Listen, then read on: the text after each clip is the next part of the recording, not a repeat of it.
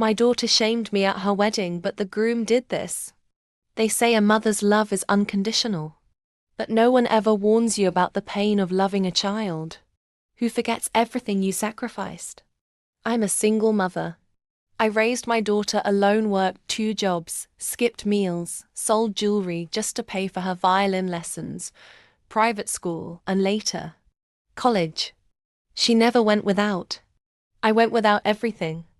And on her wedding day, her big, beautiful $200,000 wedding, I thought I'd finally see her happy. I wore my best dress, sat quietly in the 3rd row, smiled as she walked down the aisle.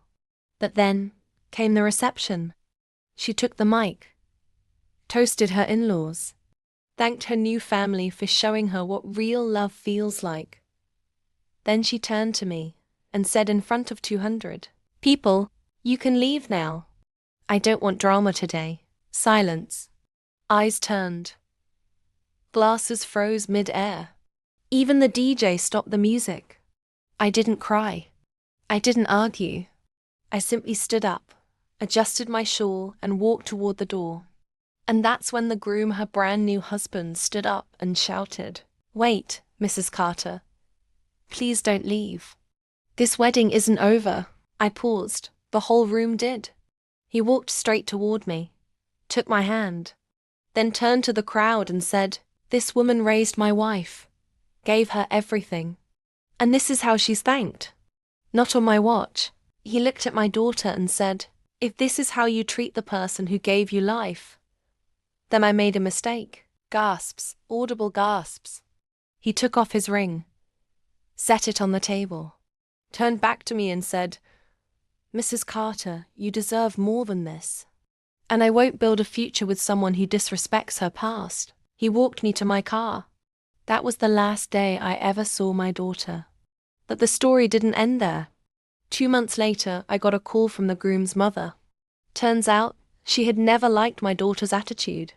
She and her son had quietly annulled the marriage, transferred the honeymoon tickets to my name, and booked me a luxury cruise through the Greek Isles. "You raised him better than she ever realized," she told me. That cruise? It changed my life. I met new people, found my peace, and started a blog for single mothers called "Left at the Altar by Their Own Kids." It blew up. Then came the book deal, the podcast, and eventually, the talk show.